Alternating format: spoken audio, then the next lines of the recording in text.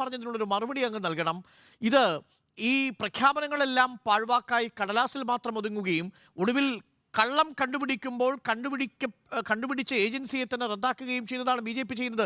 ഈ പൊടിയിടൽ കൊണ്ടൊന്നും ഒരു കാര്യങ്ങൾ നടക്കാൻ പോകുന്നില്ല എന്നതാണ് CPM-ന്റെ വിലയിരുത്തൽ. മാത്രവുമല്ല, പിൽഗ്രിം ടൂറിസം ഡെസ്റ്റിനേഷനിൽ നിങ്ങൾക്ക് താല്പര്യമുണ്ടെങ്കിൽ ശബരി റെയിൽപാത എന്തുകൊണ്ട് അനുവദിച്ചില്ല? ഇതേ താല്പര്യം കാണിച്ച BJP സർക്കാർ എന്നതാണ് ചോദ്യം. ഷാജി രാഘവൻ. അല്ല, എന്തായാലും അനിൽകുമാറിനെ പോലുള്ളവരിപ്പോൾ ഉപനിഷത്തും പുരാണവും ആത്മീയതയൊക്കെ പഠിക്കുന്നത് നല്ലതാണ്. അല്ല, അവരതിനുള്ള ശ്രമം തുടങ്ങിയ എന്തായാലും നന്നായിട്ടുണ്ട്. സത്യത്തിൽ ഇവിടുത്തെ പ്രശ്നം എന്താ? ഈ രാജ്യത്ത് ഇപ്പൊ CPM-നെ സംബന്ധിച്ചോളം കേരളത്തിലെ പ്രശ്നമുള്ളൂ. കോൺഗ്രസിനെ സംബന്ധിച്ചോളം അതൊരു ദേശീയ പാർട്ടിയാണ്.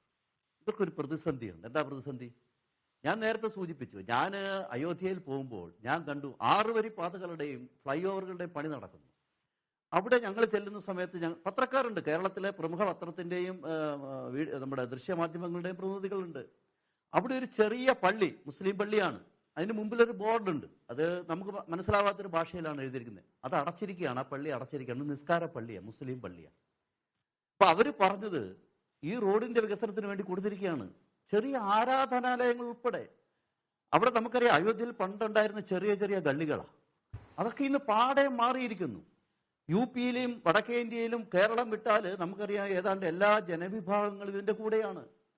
ഞങ്ങൾ ആ യാത്രയുടെ ഏറ്റവും അവസാനം ഉത്തർപ്രദേശ് മുഖ്യമന്ത്രിയുമായി ഒരു പ്രാതൽ, ഒരു ബ്രേക്ക്ഫാസ്റ്റും അതോടൊപ്പം തന്നെ അദ്ദേഹമായിട്ടൊരു ഇൻട്രാക്ഷൻ ഉണ്ടായിരുന്നു.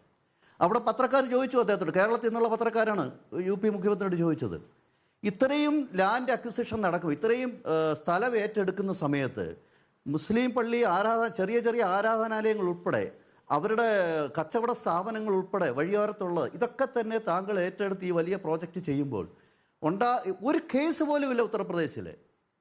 ഒരൊറ്റ ചെറിയ കേസ് പോലും കൈകാര്യം നമുക്കറിയാമല്ലോ. പലപ്പോഴും പല കേസുകളിലും ഉള്ളത്. അല്ലല്ല, അത് ഞാൻ പറയട്ടെ, ഞാൻ പറഞ്ഞു പൂർത്തീകരിക്കട്ടെ. അതിന് അദ്ദേഹം പറഞ്ഞ മറുപടിയാണ്. അതിലിടപെടല്ലേ പ്ലീസ്. അദ്ദേഹം പറഞ്ഞ മറുപടി ഈ അയോധ്യയിലെ മുഴുവൻ ജനങ്ങളെയും വിശ്വാസത്തിലെടുത്തിട്ടാണ് ഈ പ്രോജക്റ്റ് നടപ്പിലാക്കുന്നതെന്നാണ്. ഏതാണ്ട് 3ഓളം ജില്ലകൾ വരും ഈ വലിയ പ്രോജക്റ്റിൻ്റെ കീഴിൽ.